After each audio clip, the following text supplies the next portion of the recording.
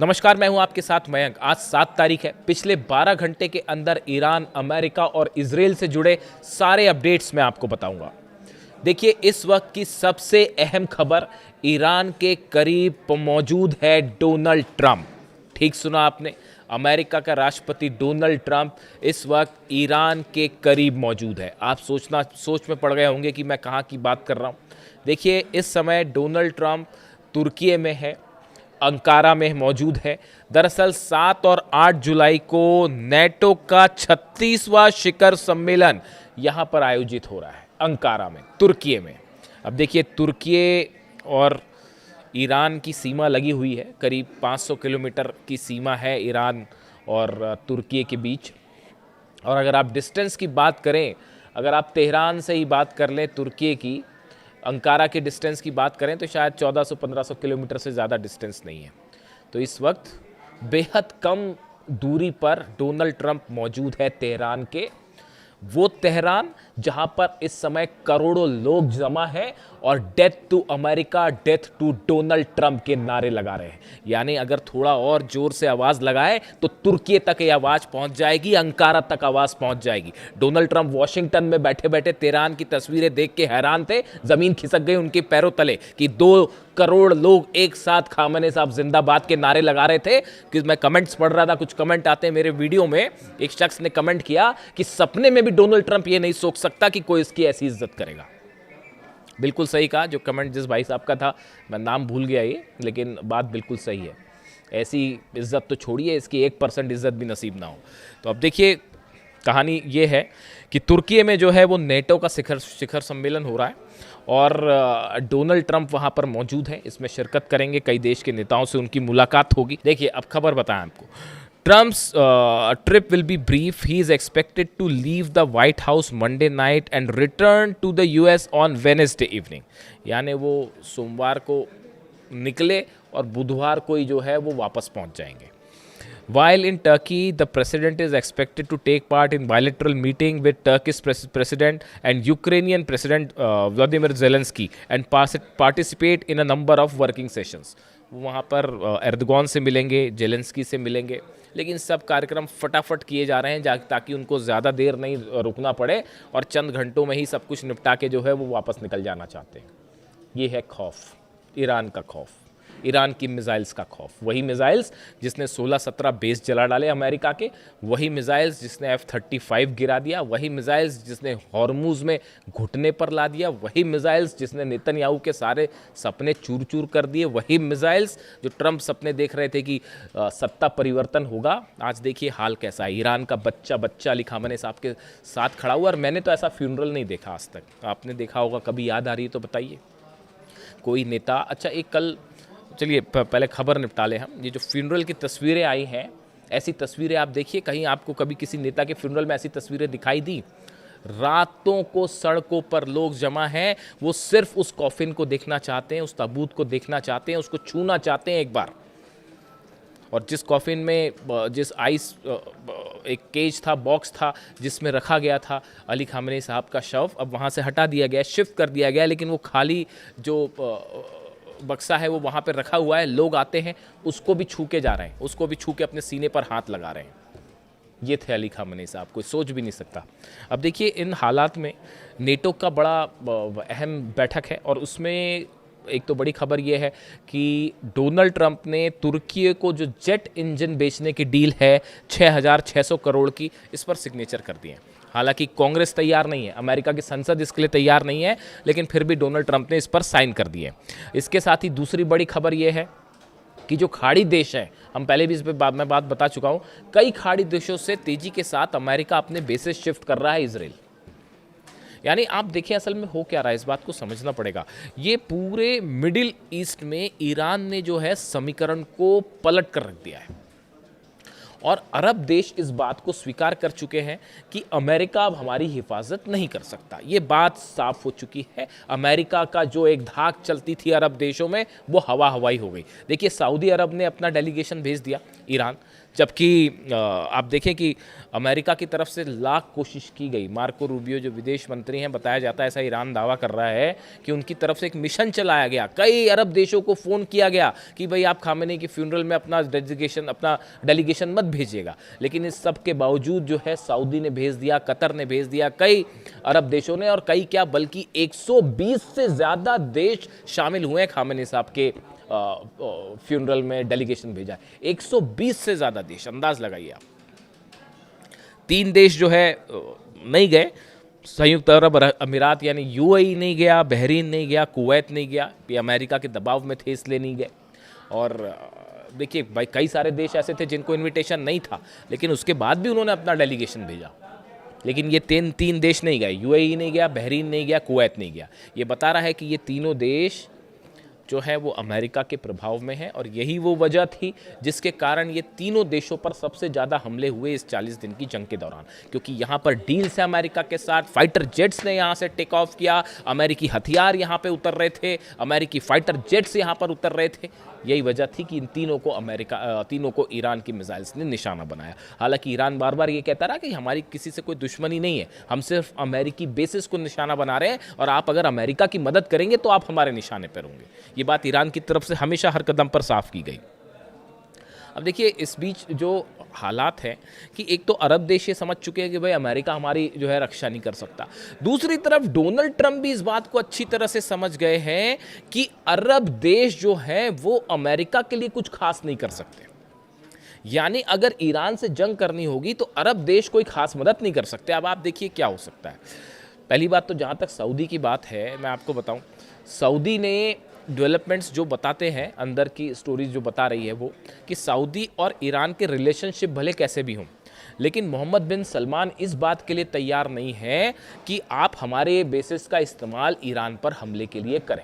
उसकी वजह यह है, 2-3 वजह हैं उसकी। पहली वजह तो यह है कि मोहम्मद बिन सलमान जो है क्राउन प्रिंस सऊदी के, वो एक जो बड़ा प्लान लेके चलते हैं सऊदी के 2030 का इकोनॉमिक डेवलपमेंट का जो प्लान लेके चलते हैं। अगर ये जंग जारी रही तो वो तो गया तेल लेने, वो फेल हो जाएगा।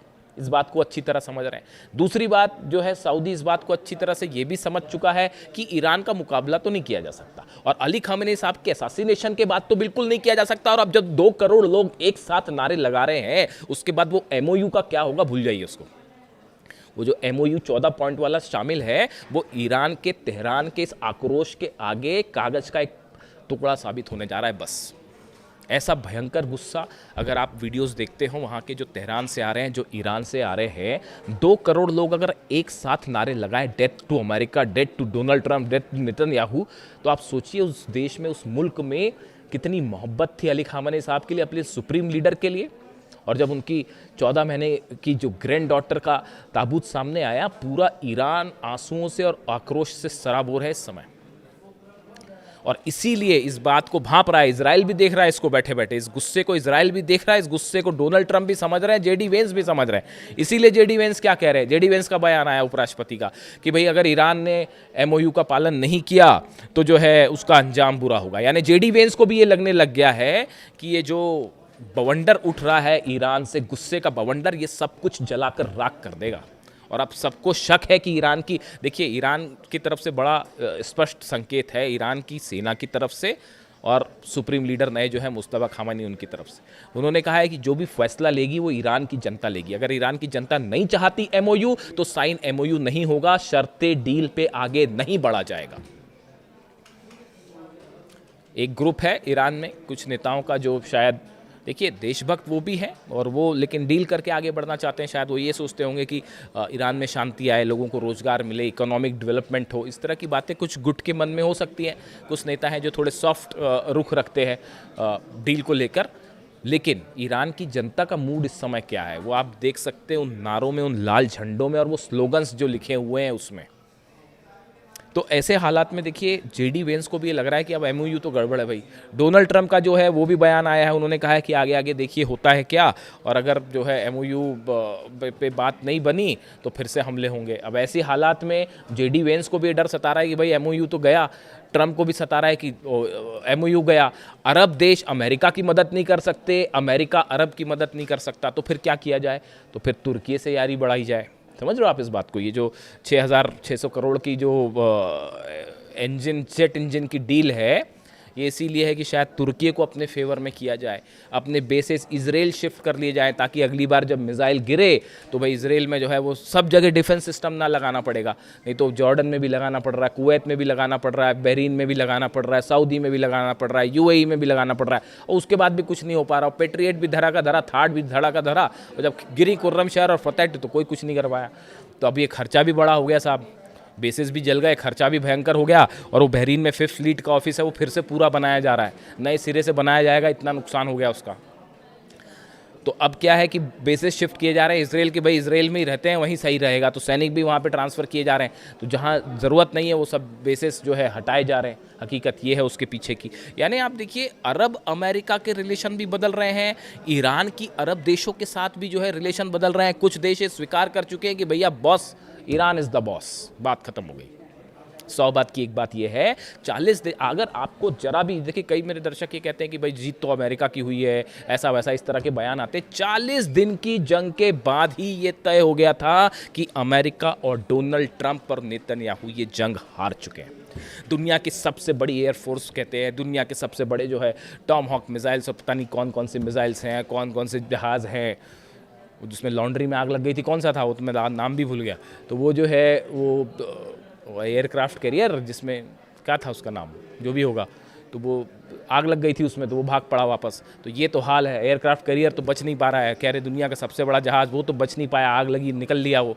तो आप ये जो हथियारों के जानकार हैं, है ना, वो ये इस बात को अच्छी तरह से जानते हैं कि अमेरिका की मिलिट्री हार हुई है भयंकर। और वो चाइना वाली बात आप देखेंगे, चाइना ने जितने हमले अमेरिका ने किए, F-35 जेट टेक ऑफ करता है, कितनी देर में हमले करता है, कौन सी मिसाइल्स दागता है, कितनी देर में पलट के वापस आता है, उसे कैसे गिरा जाए, वो चाइना और रशिया ने उसकी पूरी रिसर्च कर डाली है कि अगर भविष्य में कभी सीधी जंग होगी तो कैसे अमेरिका को निपटाया जाए। वो खतरा एक अलग पड़ गया है।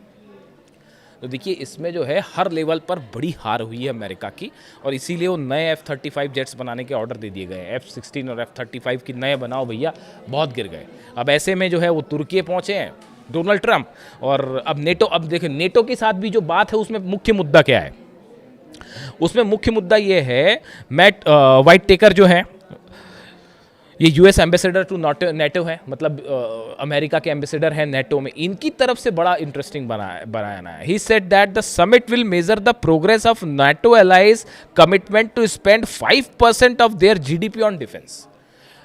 अमेरिका के एम्बेसडर जो नाटो में हैं, वाइट टेकर, वो ये कह रहे हैं, मैट वाइट टेकर, कि इस समिट में हम इस बात को देखेंगे कि नेटो के जितने सदस्य हैं वो अपनी जीडीपी का 5% डिफेंस में खर्च करते हैं कि नहीं, और जो देश नहीं करते हैं उन पर दबाव डाला जाएगा कि भैया खर्च करो। यानी हकीकत ये है, ये वॉर, कई देश ऐसे हैं जो कभी नहीं चाहते कि जंग का अंत हो। अगर जंग का अंत हो जाएगा तो हथियार बिकने बंद हो जाएंगे, हथियार बिकने बंद हो जाएंगे, कई देशों की इकॉनमी चलनी बंद हो जाएगी। इतनी बात तो आप समझते हैं, दुनिया भर के एक्सपर्ट ये राय रखते हैं। तो कई देश ये चाहते हैं कि वॉर ख़त्म ही ना हो, वो हमेशा चलता रहे, कम ज़्यादा अपनी ज़रूरत के मुताबिक होता रहे। शेयर मार्केट ऊपर नीचे आप करते रहिए, जब ज़रूरत पड़ी तो मिसाइल दाग दी, जब ज़रूरत पड़ी तो डील कर ली। ये खेल चल रहा है। इसीलिए अली खामेनी साहब कहते थे बात ही मत करो साहब इनसे। आज आप देख लो, अली खामेनी साहब मुझसे कल एक दर्शक ने पूछा, एक कमेंट आया कि मैं पिछले 1.5 साल से आपकी वीडियोस देख रहा हूँ, आप अली खामेनी साहब का इतना रिस्पेक्ट क्यों करते हो, उनसे इतनी मोहब्बत क्यों करते हो? तो इसका सही जवाब भाई मुझे भी नहीं पता। ऑनेस्टली स्पीकिंग मैं भी कई बार इस बात को लेकर हैरान होता हूँ कि देखिए कई बार होता है, आप कुछ लोगों को से प्रभावित होते हैं, आप उनके संपर्क में भले ना भी आएँ डायरेक्ट, लेकिन उनके विचारों से, उनकी बातों से आप प्रभावित होते हैं। और आप देखिए कई सारे एस्पेक्ट ऐसे हैं अली खामेनी साहब की। आप वर्तमान में जो लीडर्स हैं, वर्ल्ड लीडर्स या पिछली पूरी शताब्दी के वर्ल्ड लीडर्स देखिए, इतनी बड़ी फ़ैन फॉलोइंग किस लीडर की है? आप देखिए जरा, आप ईरान पर नज़र डालिए, आप दुनिया पर नज़र डालिए, इतनी बड़ी फ़ैन फॉलोइंग क्या किसी और लीडर की थी? छोटे बच्चों के साथ उनकी मुलाकात करना, वो एक एक दृश्य ऐसा है जो अपने आप में ह्यूमैनिटी की एक मिसाल है। अपने दूसरे देश पर हमले हो रहे हैं, कौन ऐसा नेता है जो गज़ा को बचाने के लिए जंग कर ले या लेबनान को बचाने के लिए जंग करे? आज कोई ऐसा देश है जो दूसरे को बचाने के लिए जंग करेगा? लेकिन वो ऐसे लीडर थे जो जंग करने को तैयार हो गए, गज़ा के लिए, लेबनान के लिए। हमेशा वो इस बात को कहते रहे कि हमारे चाहे सुन्नी हो चाहे अरब देश हो, कोई हमारा दुश्मन नहीं है।